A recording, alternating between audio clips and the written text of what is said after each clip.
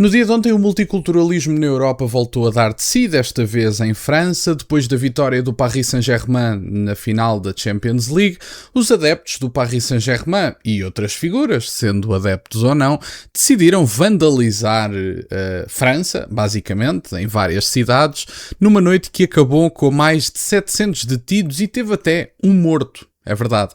E portanto eu no dia de hoje venho mostrar-vos o caos completo que houve em França no dia de ontem.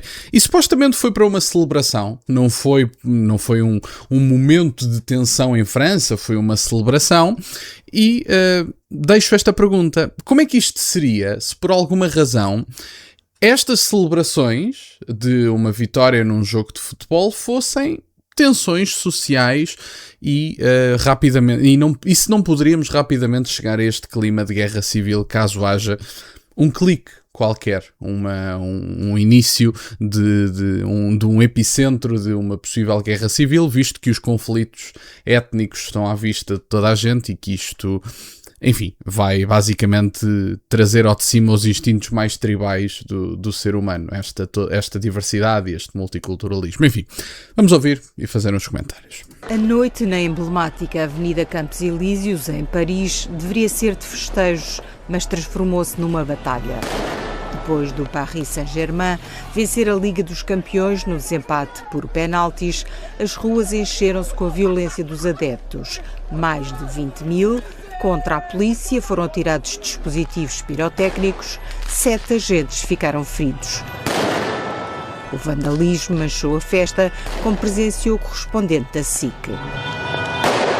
Os adeptos incendiaram um quiosque, nas ruas adjacentes também chegaram a incendiar um caminhão e um pouco mais distante daqui, perto do estádio do PSG, também incendiaram um colchão e várias bicicletas. Sabe o que é curioso de observar? Eu ia dizer engraçado, mas graça não tem nenhuma. É engraçado perceber que por muitos canais de televisão e que possam noticiar este facto e que possam até colocar comentadores numa mesa a falar sobre este assunto, nenhum deles vai colocar a hipótese remota, digo eu, não sei, pode ser uma hipótese que se calhar deveria ser levada em consideração, a hipótese de que estas tensões acontecem porque a diversidade está presente na Europa neste momento.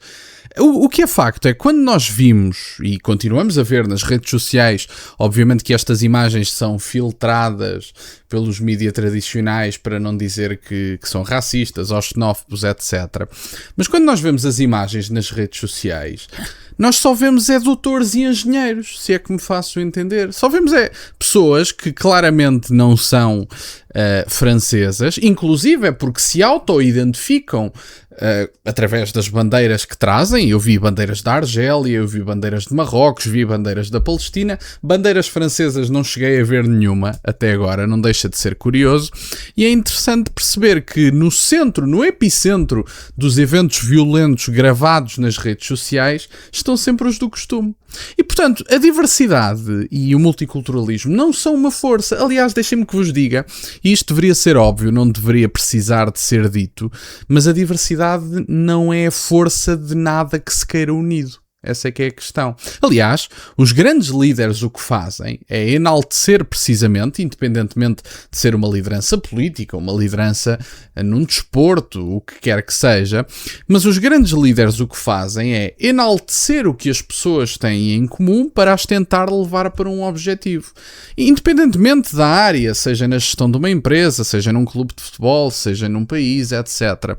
E nós percebemos que quanto maior a diversidade, ainda para mais com este sistema político, maior a probabilidade de haver uma canibalização política entre grupos étnicos que trazem ao de cima os instintos mais tribais dos seres humanos.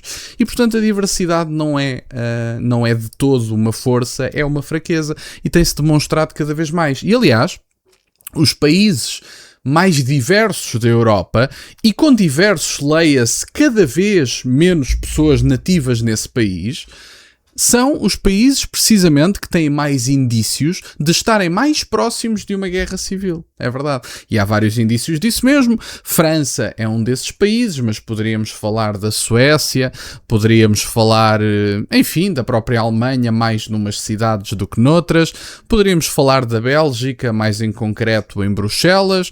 Poderíamos falar de vários países. E o que é facto é que se há algum indício na Europa, não só na União Europeia, como também em toda a Europa genericamente, se há indícios de guerras civis, são precisamente aqueles que naqueles sítios onde mais a diversidade foi abraçada como uma realidade, é verdade. E em França não é exceção, é evidente. E isso já aconteceu o ano passado. O ano passado houve danos, não sei se 300 ou 400 milhões de euros, que esses danos não são contabilizados para o peso da imigração no país, porque alguém vai ter que pagar isto. Alguém se vai ter que pagar isto, posso-vos garantir. E isso não vai ser considerado para vos dizer quanto é que custa a presença destas pessoas, mas viva a diversidade, viva o multiculturalismo e viva a substituição populacional. Que é isto que estes políticos da treta andam a fazer. Vamos ouvir a segunda parte. Ao longo da noite foram ateados incêndios, paragens de autocarro ficaram destruídas, lojas vandalizadas. Só na capital francesa há registro de perto de 300 detenções, mas em todo o país os confrontos entre adeptos e polícia resultaram em cerca de 400 detidos. Nem mesmo o apelo lançado pelo clube da capital francesa no sentido de dizer aos adeptos para terem civismo e não estragarem a festa parece ter surtido qualquer efeito, porque efetivamente centenas e centenas de pessoas continuam nas ruas a provocar estes desacatos. A segunda vitória do PSG já estava a ser preparada com o reforço do dispositivo de segurança. 22 mil polícias no país, 8 mil na capital, permitiram um balanço menos negro em relação a 2025. Após a primeira vitória do clube na Liga dos Campeões, morreram 2 pessoas e quase 200 ficaram feridas na noite que deveria ser apenas de festejos da conquista do troféu. E se alguém tem dúvidas de que a importação do terceiro mundo significa a transformação do terceiro mundo, basta verem manifestações absolutamente pacíficas e massivas na Polónia, por exemplo, em que as pessoas saíram à rua para celebrar a sua identidade nacional, inclusive com o presidente eleito do país, e não houve nem de perto nem de longe centenas de detidos, não houve nenhum morto, há uma celebração porque a diversidade não é uma força. E estas pessoas na Polónia saíram à rua para celebrar a sua identidade nacional, para celebrar quem são, tinham muito em comum, conflitos havia poucos. E, portanto, isto é relativamente evidente que esta ideia de diversidade tão abraçada pelos burocratas de Bruxelas é apenas um foco de tensões evidente por toda a Europa. E, por outro lado, é importante dar nota, mais uma vez digo, que os países mais diversos são precisamente aqueles onde vocês vão ver maiores demonstrações de tensões.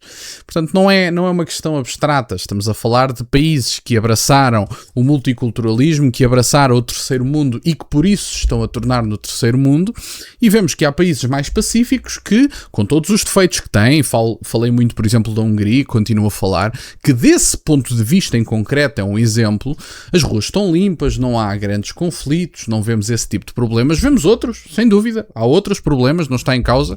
A Hungria não é perfeita, nenhum país é, mas eu prefiro um país seguro de si mesmo, sem conflitos nem tensões sociais, que tenha outros problemas que possamos resolver em conjunto, do que andar aqui no Ocidente multicultural, que é uma tanga inventada pelos burocratas de Bruxelas, que não favorece ninguém porque a diversidade não é uma força.